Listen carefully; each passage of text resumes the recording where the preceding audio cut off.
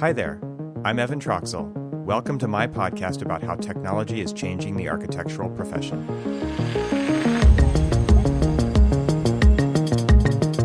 Welcome back to the podcast. My name is Evan Troxel, and on this episode, I welcome John Turner. John has built his career around the use of technology to transform organizations. He started in the offshore industry in the North Sea, in vision and remote intervention systems linked to 3D modeling, where his work was recognized by the Fellowship of Society of Underwater Technology. This eventually led to his interest in the use of BIM and digital twins to improve organizations by unlocking the value of technology to transform business processes. In 2012, John joined Gafcon and is currently the Vice President of Innovative Solutions in their San Diego office. His mission is to apply evolving construction technology to benefit owners. He transferred into his current role in 2015 and has been instrumental in the convergence of multiple siloed technologies, building a team of architects, civil engineers, technologists, data scientists, and project execution specialists that all want to transform the digital building lifecycle, but from the perspective of an owner. He has applied and continually develops this through the engagement with multiple billion-dollar building lifecycle programs for what he calls serial builders. And you'll hear a lot more about owners and serial builders and digital twins in this episode. So without further ado, please enjoy my conversation with John Turner.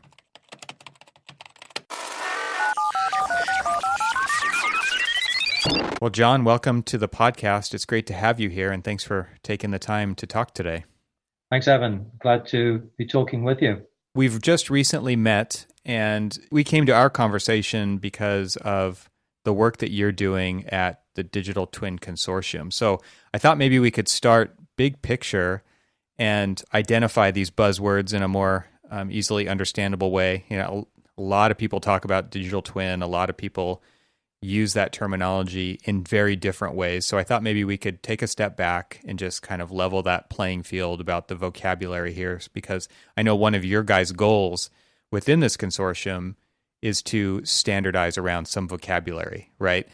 So can you just take us through what is digital twin and what is the value proposition that you guys see? Absolutely. Well, I should point out that I don't represent the Digital Twin Consortium. Gafcon is a member of the Digital Twin Consortium. We have been members since day one, and we're very active within all of the work groups. But what I will do is to read you the Digital Twin Consortium definition of a digital twin, at least the initial part of that. And a digital twin is a virtual representation of real-world entities and processes, very important, and processes, synchronized at specified frequency and fidelity. So the digital twin is not just a visual representation, which a lot of people are applying that visual only. They say if we produce a BIM, we have a digital twin, or if we produce a scan, or a laser scan of the facility, we have a digital twin. That does not comply with the definition, because there needs to be some link between the real world entity and the digital entity that is able to be synchronized at specific frequencies.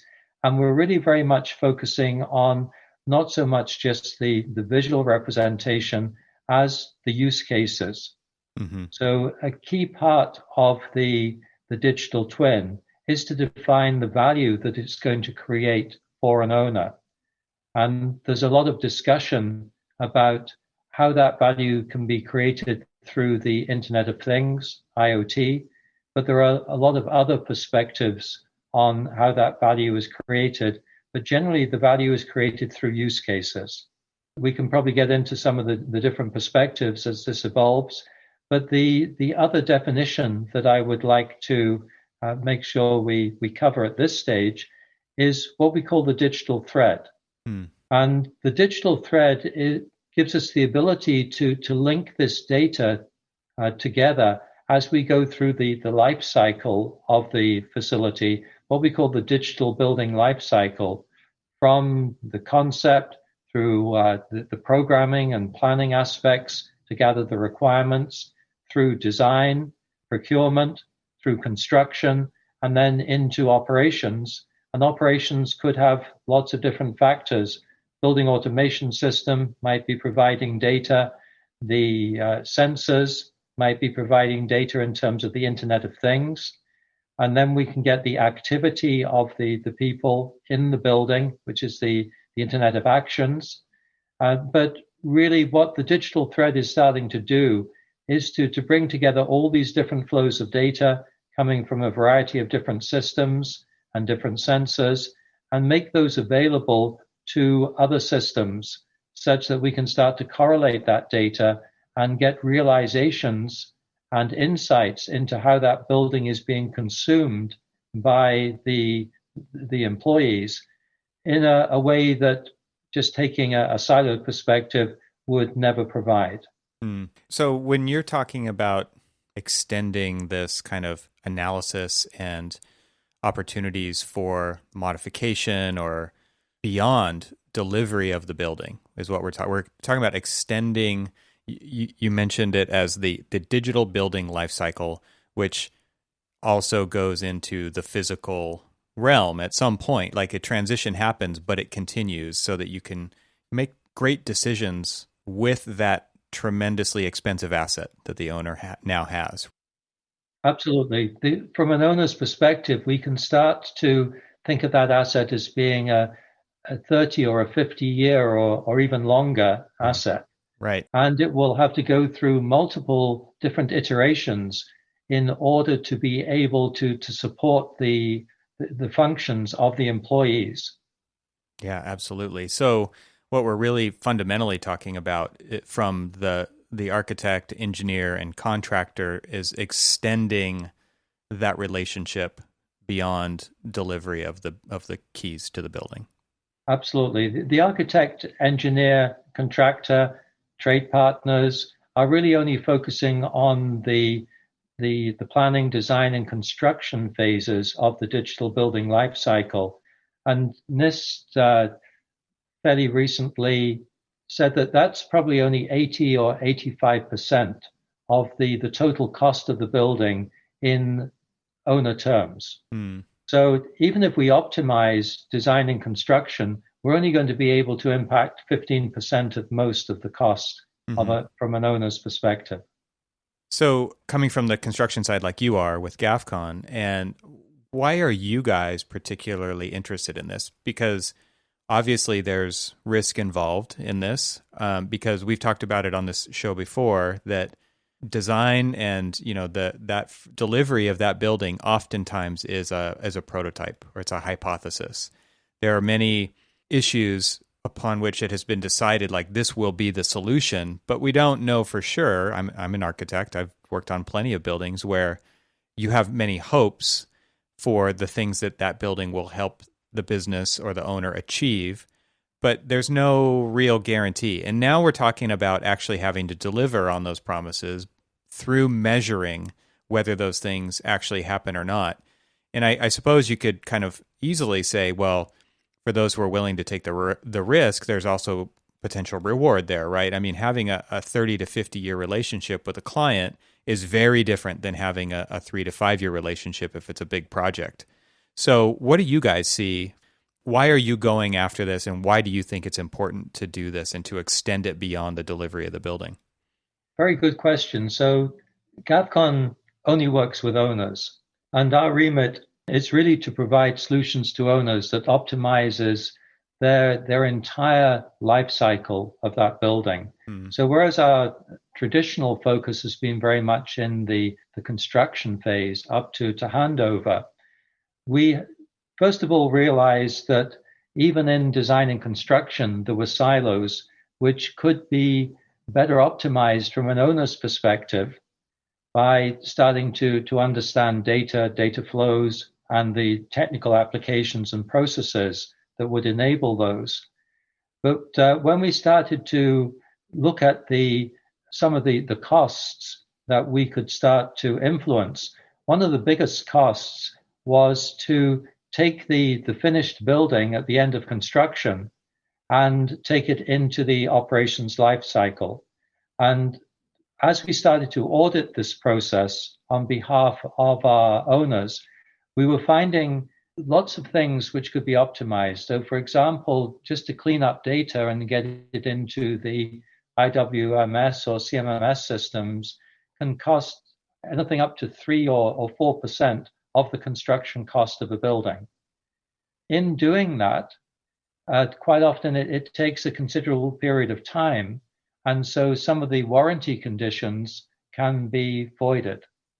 And so that whole process was starting to cost owners a lot of money. And then when we started to look at applying this across some of our, what we call our serial builders, owner-operators who are looking at a portfolio approach rather than just a one-off building approach, we were finding, as we asked questions like, which vendor's equipment has been most efficient for you, such that we can start to influence the choice of equipment as we go through the design and construction phase, we were finding that the data is in such a, what we call a dirty state. It wasn't able to be searched across the entire portfolio to start to gather information which could start to inform a better design and construction process. And so all of this was starting to influence the approach, which was, if we don't get the data in the correct form, and we don't produce data throughout the entire digital building lifecycle, which is able to be correlated and searched across the entire portfolio, then we're not going to be able to influence cost outcomes for any of our large owners. So you guys are looking at doing that. I would assume that this is kind of what leads to the idea of a consortium, right? Is not necessarily creating standards, maybe it is, but more about applying standards to owners, because they're going to have to own a piece of that data collection. It can't just be done by this outside entity, I would assume. No, the Digital Twin Consortium was really an organization that was pulled together by some very large owners. Mm-hmm. So Microsoft was one of those, and we do a lot of work with Microsoft. Mm. And so we were looking at ways in which we could better influence the processes. But Dell and Lend-Lease and Ansys and Autodesk and Bentley are all founders of the Digital Twin Consortium. And they're very much looking at a standards-based approach to the application of some of these technologies and ideas. And with over 200 members now, the Digital Twin Consortium is trying to bring a more standardized approach so that we can use various different solutions together. Mm-hmm. Because one of the things that's very apparent is that there is not a single software vendor in the world that can provide an end-to-end solution for an owner. And so we need to assemble these solutions. And if we can assemble solutions from software vendors that at least are sharing this data external to their applications in such a way that we can start to integrate it into this overall digital building lifecycle, it makes the solution a lot cheaper for an owner to implement. So these companies that kind of started this consortium, Autodesk, Microsoft, Bentley, etc., were they doing this for themselves at first and then realized that this would be useful for other owners? Because they obviously have buildings all over the place. They have campuses all over the place. And I would assume that would be very valuable for them. And they kind of realized that. Is that where it came from? It's a combination of, Microsoft is a very large property owner in terms of its data centers, in terms of its offices, in terms of its retail. But in addition to that, it also has products which can be applied directly to solve this problem. So Microsoft has the Azure cloud, which hosts a lot of applications. One of those applications is the Azure Digital Twin platform. It's not so much an application as a platform where others can start to build these applications. Mm-hmm. And those others are organizations like Bentley, that's building on top of that and building out an application infrastructure, which can then be reused by a large number of owners. So there's a lot of different parts that have to be brought together. But the most important thing is to bring together like-minded people who can start to advance this very different approach to, I nearly got into my own habit of using the word construction, but really we're trying to move away from construction into the world of the digital building lifecycle to support the building lifecycle. We're trying to move away from focusing on software products, which are really just providing the ability to do things, to focus very much on solutions so that we can start to assemble a variety of these products, often from competing vendors, into something that works for an owner. Interesting. So what, obviously they as owners themselves see the value in this, and then once you start taking it outside to other potential owners who might be interested in doing this, what has been the reception of this? Do they see the value, and do they jump at the chance, or do they push back? And how is it being kind of, like I said, how is it being received by other owners out there that are outside of this ecosystem? So this is very much a transformational change within our existing world, and I'll deliberately use the word of construction, because we are very siloed at the moment. We have certain legal reasons why we are siloed as well. And within this world, if I apply organizational change management theory to this transformational change, it suggests that there'll be 10% of this audience that are what we call the anchors. They will never change.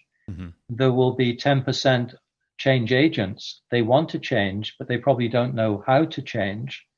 And then the rest of the market is going to align with whether the change agents or the anchors are in the ascendancy. I would say at the moment that the anchors are very much in the ascendancy. There's very much a reluctance to change. And that's because most of the projects are going to be one-off projects. But if we can start to distill from this market the serial builders, the owner-operators who can really benefit from this transformational change, they could be as few initially as 1% of that 10% of change agents. But that's still a huge market. And we believe that in focusing on those owners who want to change, because I believe that this change can only come from an owner perspective. If the owners can put together the specifications and can start to drive the industry to that change, and can then start to illustrate the benefits, which are often substantial in terms of cost and schedule. Now, 15, 20, even 30% are not unusual when you start looking at reuse within projects, rather than looking at them as being a one-off project. Then that will start to influence the way the rest of the market starts to evaluate this technology and this approach of the digital twin, and then starts to push it into those parts of its workflow which are most applicable. It seems like many, many, many owners are only interested in first costs. I think that's part of a symptom of the larger problem of these silos and the way in which projects are procured. We've talked about it also on this podcast, where you've got public bid process, lowest fees for the architect, then you've got lowest bid by a contractor. The less time you spend on a project, the better from an architect standpoint, right? Equals more profitability. Contractor is hungry for work, has to outbid their competition by lowering as much as they can and cutting as many corners. And so what you see is cutting corners is the incentive. So how do you shift the perspective of the owner to see a longer term return on investment because of this partnership that's being formed over a longer period of time to ensure that the building is evolving with the client through, different business changes and opportunities, and like you're able to run these simulations and test ideas before spending the money on the physical office building? It seems like that's a big mindset shift that has to occur. I absolutely agree in terms of the conventional way of analyzing this, Mm-hmm. because the conventional way is to say, from an owner's perspective, the department is just focused on delivering a physical building. Mm-hmm. Once the physical building is complete, then they go off to the next project, Right. but then they leave it to their facilities team that has to take that physical building and manage it efficiently. Right. The big difference, though, is coming back to the word I'm using more and more, the words serial builders. Because if we're then starting to apply those techniques to more than one project, we can then engage the architect and the construction team to start replicating some of the things which have worked and avoiding some of the things which haven't worked on previous projects. We can get into, rather than a competitive bid for every single project, we can start to get more into advanced delivery techniques like integrated project delivery. Mm-hmm. We can start sharing the benefits. We can start applying manufacturing principles rather than one-off construction principles. And so the entire supply chain can start to benefit from a very different owner's perspective, a very different contracting perspective, but also the focus on gathering this data such that second time through, we're going to improve. Mm-hmm. We're going to start reducing costs. We're going to start reducing schedules. We're going to start increasing safety and increasing quality. And as we start to bring in those serial builder perspectives, then suddenly the whole process changes. And we start to visualize buildings not just as a one-off project, but we start to look for the similarity in those buildings and gathering that information such that we can reapply it in either small bits or large bits in order to optimize the overall process. So it becomes very much more akin to manufacturing, with the realization that every building is going to be different because of the site, because of the AHJ requirements, and because maybe material evolution as well. Mm-hmm. But what we try and do is to look for the similarities within those buildings, as well as the differences, and try and apply these techniques to the similarities. Yeah, I think it's important to make the distinction. I think when you're saying serial builders, I think you're also assuming private projects, right? And because what I was coming from with my experience is public projects.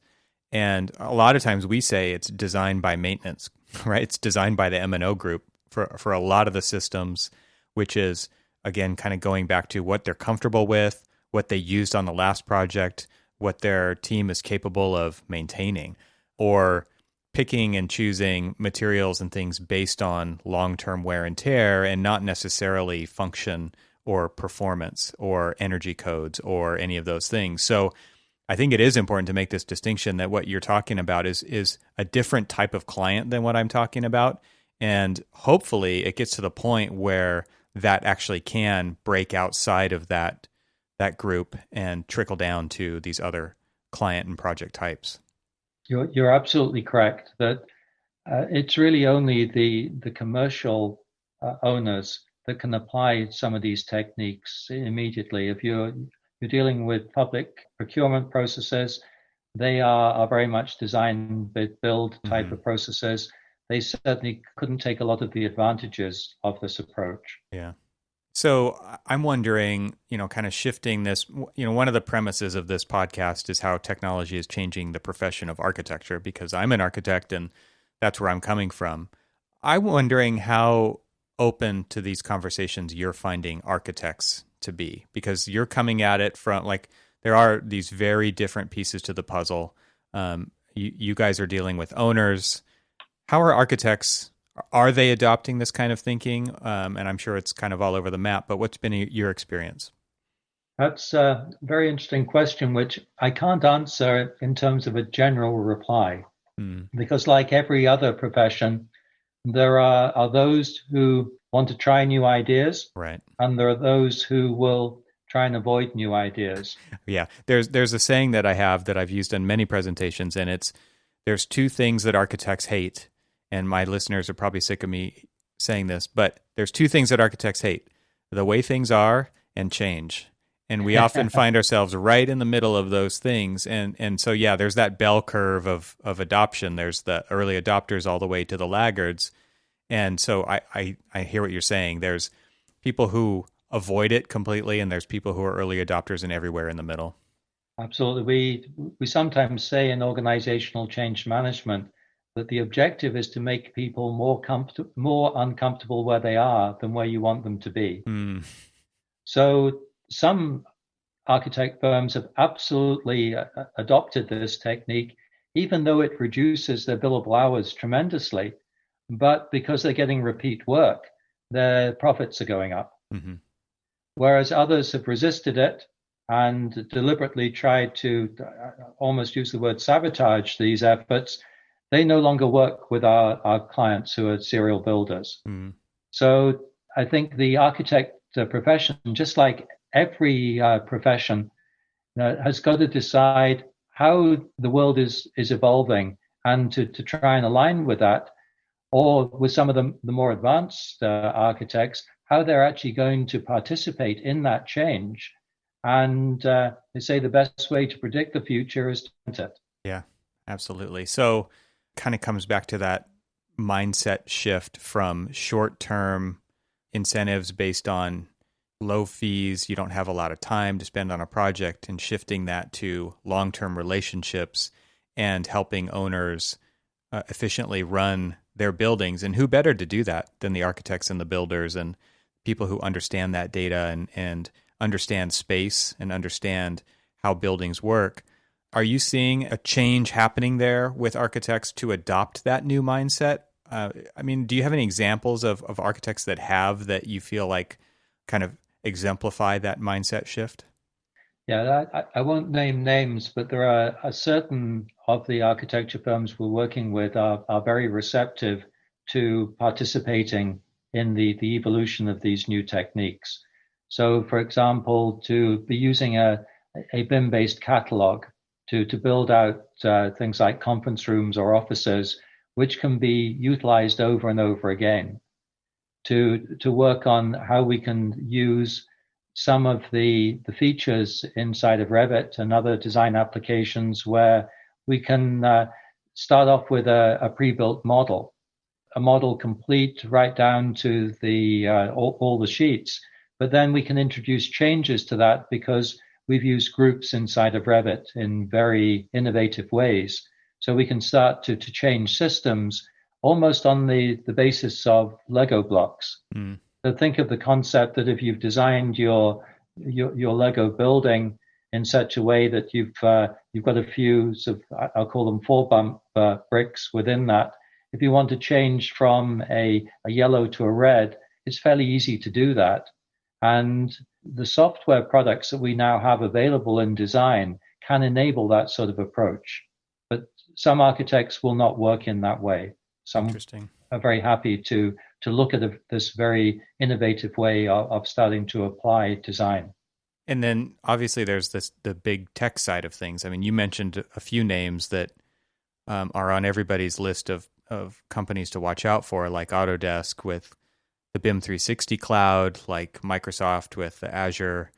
Obviously, there's a lot of insight and influence in having that data at their fingertips. So it seems to me like it's one of the elephants in the room too, is this idea of security and privacy comes up over and over when you're talking about the Internet of Things from the security standpoint, because these things are on the network and they're potential threats where people can come in through as a gateway. But then there's also the privacy concerns of people and being tracked throughout the project. And then there's kind of this big data kind of threat that people state as they know more about us and our behavior than we're comfortable with. So, I mean, maybe we just shift the conversation around that for a little bit, because it does seem like it is something that comes up time and time again. And I'm wondering how you guys talk about that when you're pursuing this, because obviously there's other giant benefits as well, and kind of coming to a common ground around these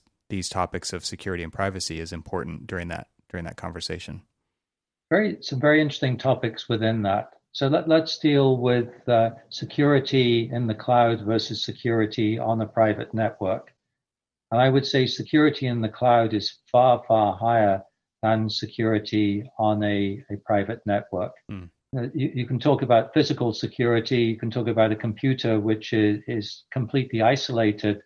And but then when you think a lot of us are using laptops now, the physical security aspects of that goes away. We're now starting to focus on the security of the software packages themselves. If that data resides in the cloud, it's got to be a lot more secure than if it resides on a laptop. Mm. So that's one of the first aspects. I would say if you talk to any IT professional, they will always say that security in a cloud-based application is always going to be higher than security on a physical application.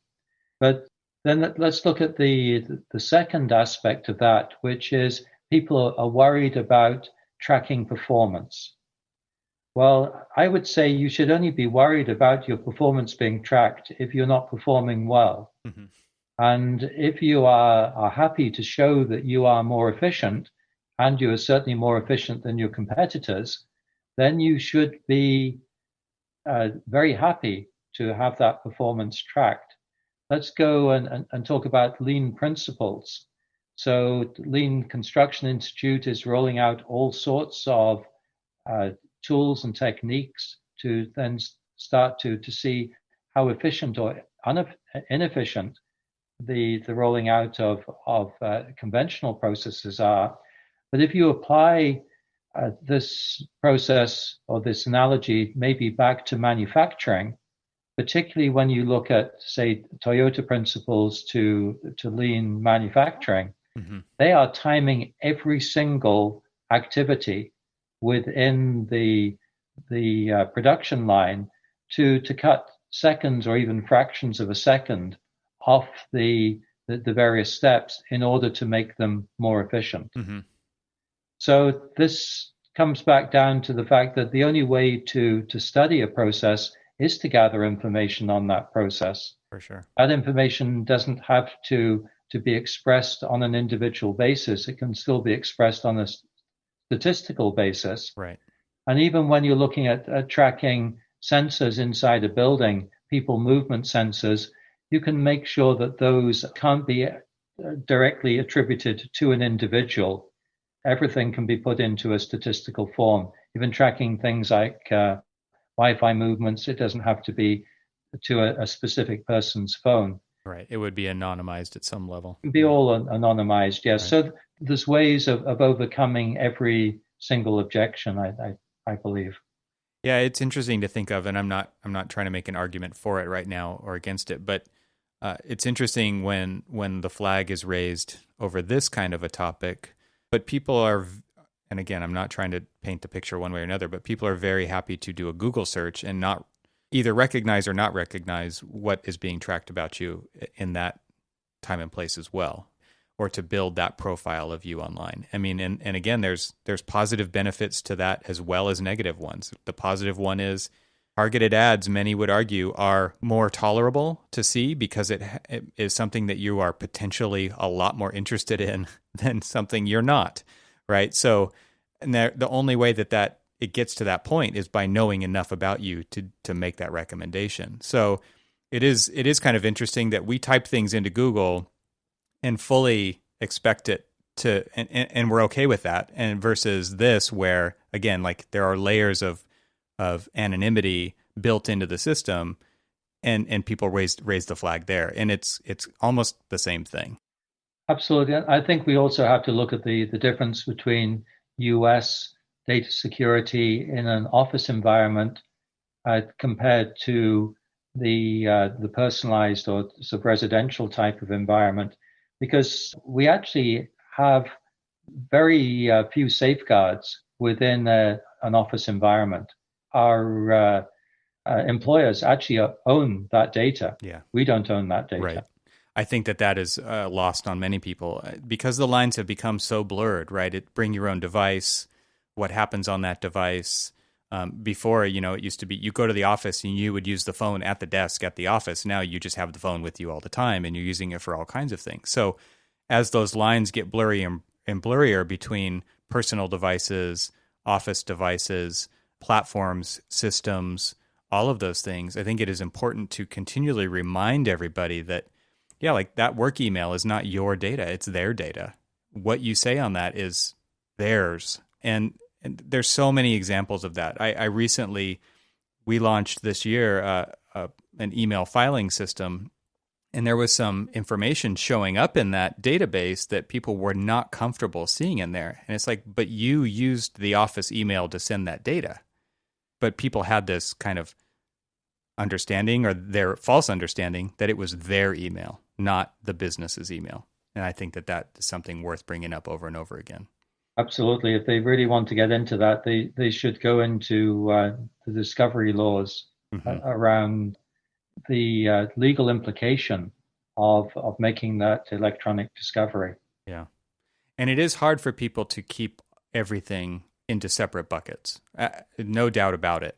And the technology companies aren't really making that any easier to switch between. They're just like, use this for everything. Use this one platform for everything. Obviously, there's huge value for them in that data as well. But it is interesting to kind of step back and restate that and help people understand that most of the stuff that you're doing is not under your control anymore, and you've kind of willingly given it up. But let's change the perspective to say that if people are not as efficient as somebody else, maybe they need more training. Mm-hmm. Maybe they need a little bit more education in that area, so that we can start to focus on the good things that we do and trying to leverage that across the rest of our workforce, rather than punishing the bad people and essentially punishing the good at the same time, and bringing everyone back to an average standard. Absolutely. I mean, another great example of that we put into practice in the office is watching model health for Revit models, right? And a lot of people raised the flag and said, I don't want you to know how poorly I'm modeling, right? Because, again, we're going back to incentives and cutting corners and things like that. But at the same time, like if somebody's not following a certain standard, maybe they don't know about that standard, or maybe they don't know about a new process that needs to, that it's better now than it was when you learned how to use that program 10 years ago. And starting to look for those opportunities to identify opportunities for growth or opportunities for betterment. And I absolutely agree that kind of perspective shift is important. Absolutely. I'm a great believer that everyone comes to work wanting to do the job to the best of their ability. Mm-hmm. But that's the critical word, I think, is the best of their ability. As a manager, we have to make sure that they have an environment in which they can flourish. And we also have to question every single thing we do every single day to make sure it is the optimal process. And it's only by having an open discussion and open sharing of that data that we will start to break down a lot of the silos that we have and start to improve how we can deliver our individual professions and the improvements in the overall digital building lifecycle. Mm-hmm. So speaking about people improvement and process improvement, how have you seen the digital twin? I don't know, I don't really want to call it a platform, but let's just call it a movement. How have you seen it improve in the last few years? I mean, because this is on a trajectory, I'm sure, that is like most other tech, where it's changing rapidly. So what are some of the things that you've noticed that you feel like are really positive changes in the evolution of digital twin? Because I'm sure there's some people who looked into this, 5 years ago and weren't sold on it, and things change quickly. So what are you seeing as being particularly interesting in the evolution of digital twin? Gosh, that's a really good question. Make me think deeply, because digital twin is a very new concept in terms that NASA came up with this concept not more than 10 years or so ago. And it's really only been applied in the last 7 or 8 years within industry, and mainly in products. So building out aircraft engines or compressors, rather than in terms of buildings. But I would say that the technology is rapidly improving. And the technology is also enabling us to break the silos apart. So rather than focusing on the architect initially in the use of BIM, if I can be very general, and I'll probably get criticized for doing this, that I see the use of BIM as going through three main cycles. So the first cycle is architects jumped on to produce drawings more efficiently. And that was very much a siloed response. And some architects did it really well and some did it not so well, but it was focused on just getting drawings out, which were then communicated. Mm-hmm. The second... And many stopped there. Many stopped there, yeah. And many don't even realize they can go past that. Right. But then the second evolution is to start to saying, well, maybe we can use BIM to communicate. And we can better enable the model to be designed such that it can go straight into construction. And we can start to do construction coordination and clash detection to start to eliminate some of the issues and additional costs on the construction site. Yeah, when it's too late or very expensive at that point. Absolutely. And that's a world where the GCs have really started to use BIM effectively for what I call coordination and clash detection. But I think we're now getting into the third evolution of BIM, where we're saying that we don't want to just focus on BIM for the visual aspects, more the 2D and 3D, more the coordination and clash detection, but we want to focus on BIM as being the fundamental data elements to start associating with all the other data that we need to start linking back to cost, to schedule, to assets, and to everything else that starts to build out this digital thread, which is going to enable the digital twin use cases. And yeah, ultimately to outcomes, right? Because that's where the owner really sees that return. Absolutely. I sometimes use the words outcomes and outputs. So outputs are really project-based delivery, and that's very much what we're focused in terms of construction. We're focused on an output of a building. Mm-hmm.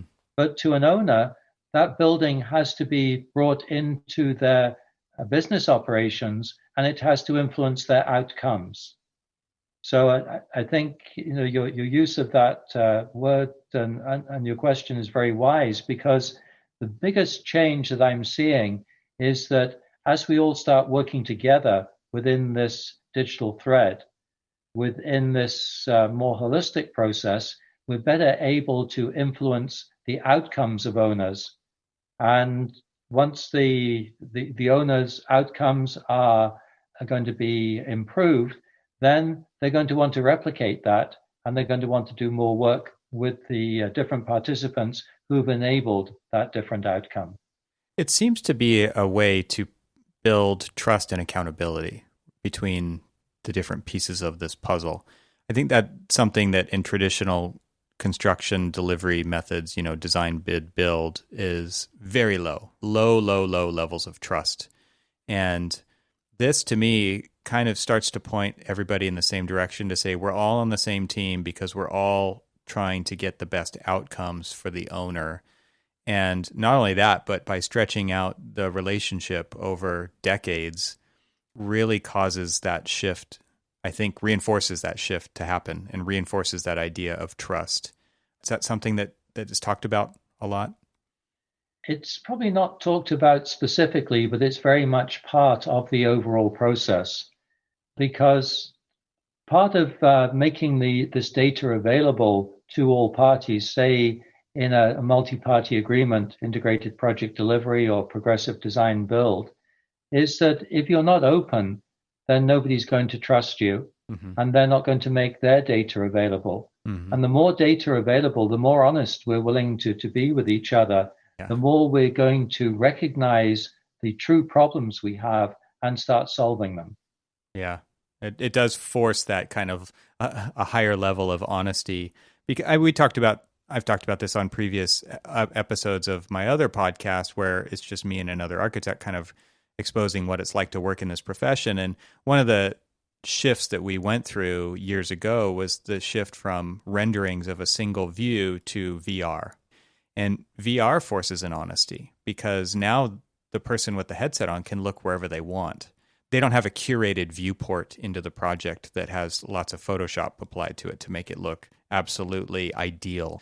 It's many times now it's a lower level of detail. It's, there's maybe you're getting in there before materials and lighting and all that stuff has been applied, and it forces an honesty to say, like, here's what the space looks like. Here's where we're at with design, 100%. We didn't just model and render this one view and nothing behind it.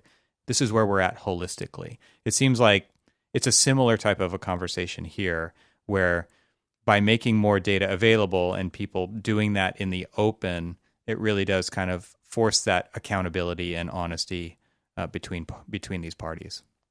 That's a very good analogy, because if you mentioned BIM 360 before, but if we're sharing with the owner the multidisciplinary models, then they're not only seeing the renderings, that seeing what the building is going to look like from the occupants, but they can also look into those walls and see how the mechanical systems, the electrical systems, the plumbing systems have been designed as well. Right. So it's a completely different type of transparency.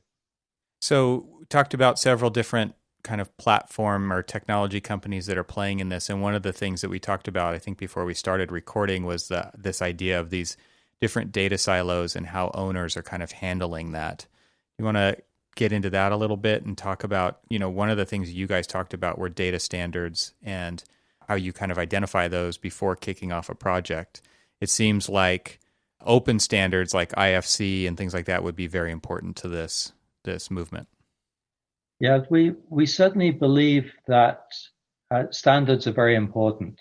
So things like naming conventions within the design model, making sure we've got a proper work breakdown structure so that we can tie that back to tagging standards and tie it back into cost and schedule. So there's a whole variety of data standards which are very important, and that starts to make sure that there is transportable through the different phases of our building life cycle and to different platforms as well. Certainly our approach is to try to be completely software agnostic, because from an owner's perspective, we always want to recommend to our owners they use the best possible software that's there. And not only that, but software takes expertise to run and run it well. So if there's a change in any of those platforms, then it takes additional time and commitment to learn about those changes, to stay up to date on those. And it doesn't seem like they would be in it as much as the people who are within the industry are. So that would be kind of a daunting, I would think, perspective from an owner's side. Absolutely. And I think people sometimes don't realize that the highest cost of software is not the licensing cost or the maintenance cost. It's actually the training cost. Right. That's what makes it so hard to change, because, yeah, you could swap out a license of this software for that software, but you have all that embedded knowledge, and the people who use it, and that retraining is a huge, huge expense. Absolutely. That's why we like to get standardized uses of the software, but to still make sure that the data is very easily transportable between systems. Yeah. Going back to something we talked about a little bit ago, I wanted to add my pick for what one of the exciting changes that's happened that I've seen in digital twin, and I think you and I talked about this previously, was on the data collection side of things after the spaces are built, and learning how they're actually getting used versus maybe how they thought they were going to get used during design. And WeWork, it was a good example that we talked about, where they would actively survey people after the fact of using spaces and say, okay, what was the temperature okay? Did you use the technology? How many people actually showed up versus the size of the room that you booked? And I think it was you who said, well, now that's all automated, right? Like now there's sensors collecting that data, and we don't, number one, have to rely on people to do it, because sometimes they don't. But two, it reduces the number of errors in that data collection. So that, I'm a fan of taking away that kind of menial work. Like nobody really wants to fill out a survey after they've used a space. They just want to go on and do the next thing that's on their to-do list. And getting a survey notification is somebody else's to-do list for you, right? So That to Yeah, me is one of the nice evolution things that I've seen where it just makes it's more passive. It's just happening. And like we said, we talked a little bit about the anonymity potential of that data, and that's important. But I do also think that it's nice to see the automatic collection of this data. absolutely. Maybe a couple of examples on that. I'll make a general statement, but I'm sure that there's not an architect in the world that wouldn't like feedback as to how the occupants of the building are actually experiencing their design. Mm-hmm. And that comes through something we call the Internet of Actions. Mm. So we can start to see how people are using the building. I was told by a friend of mine who's an architect many years ago who was designing educational campuses. He said, we've learned never ever to design the paths. He said, we wait until the students start to use the different buildings, and then they'll form their own paths through the various buildings, and then we'll come along and we'll do the landscaping and put in the paths, because we're reflecting the way they use the buildings rather than the way we think the buildings should be used. Yeah, there's actually a name for that. I can't think of what it is, but it's there. If you search the internet for that, there's definitely a name for that type of behavior and affect. We call it people breaking the system. Yeah. But the second use you mentioned in terms of feedback, which is a very valuable use, think of a conference room. You think of those long meetings that we've all had, and we get to the end of an hour and a half or so, and we start to think, when is this meeting going to end? We're not as mentally efficient as we should be, and a large part of that is because of the carbon dioxide buildup in the room. Mm-hmm. It slows us down.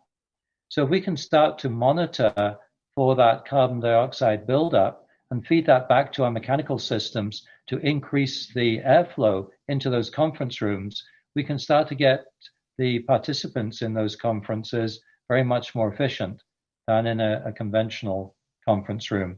And this can all be done through sensors and feedback into the building automation systems. For like real-time adjustment. Yeah. Absolutely. Interesting. And if we've got a 20-person conference room that's only being used by 10 people, we can also change the airflows to reduce those, and so start to meet our sustainability targets. So there's lots of things we can do with sensors to make sure we know how many people are participating, sensors to understand how the air quality is being changed by those numbers. And that's all down to the Internet of Things, Internet of Activities, and being able to collate this data inside of a digital twin. I think that's super interesting, and I would love to start maybe wrapping this up and ask you a couple of final questions. First one, I think, is just what is the current kind of momentum of digital twin and digital twin consortium?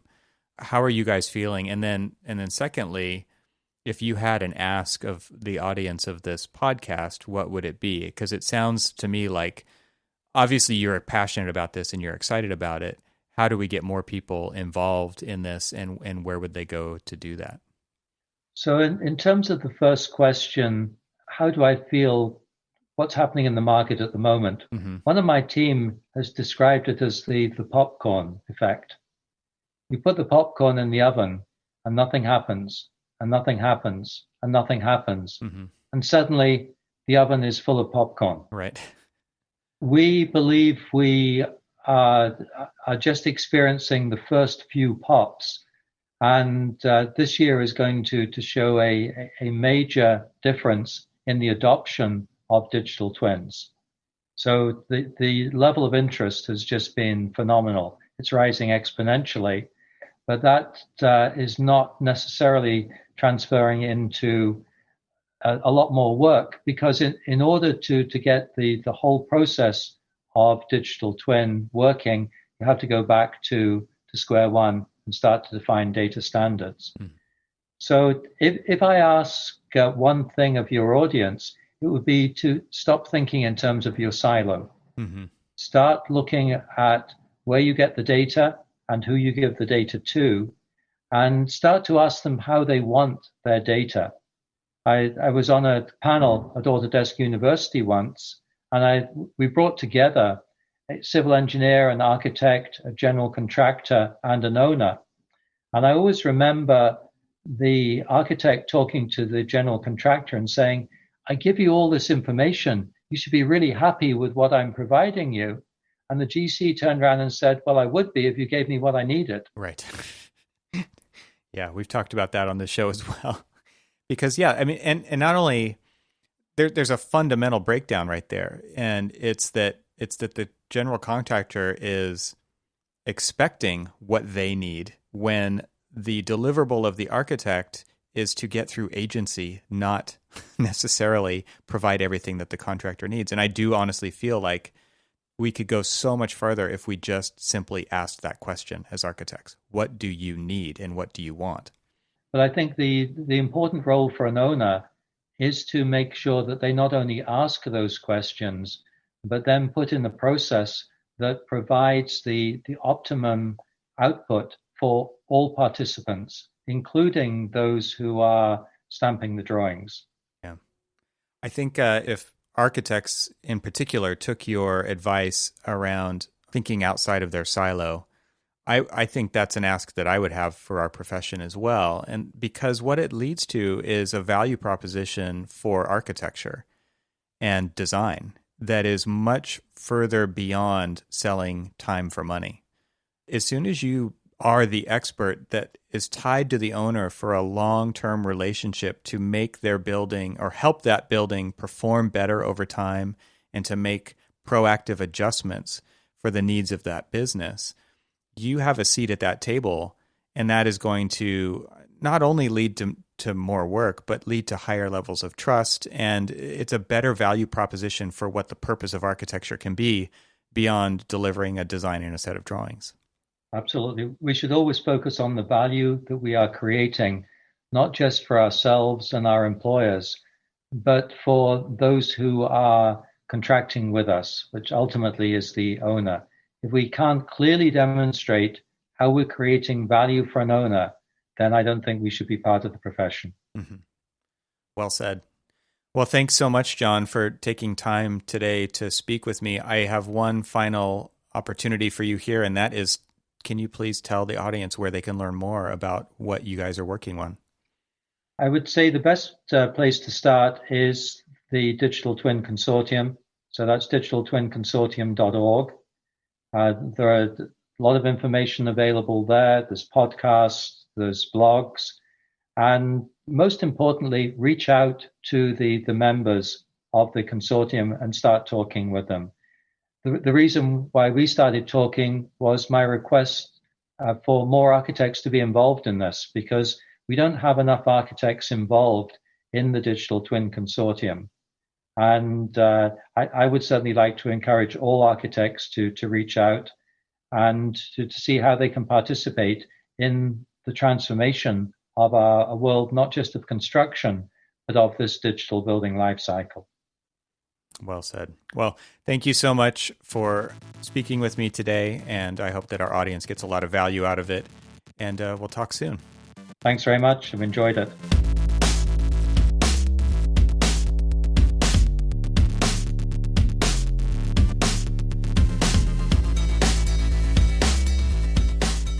Thanks for hanging out with us today. This show is part of the Gable Media Podcast Network. You can see all the shows at gablemedia.com. That's GABLMEDIA.com. You can help support what I'm doing here by leaving a 5-star review on Apple Podcasts to help get the word out, and of course, share it with your friends. I'd love to hear from you, so leave a comment on the website at trxl.co/podcast, where you can find every episode.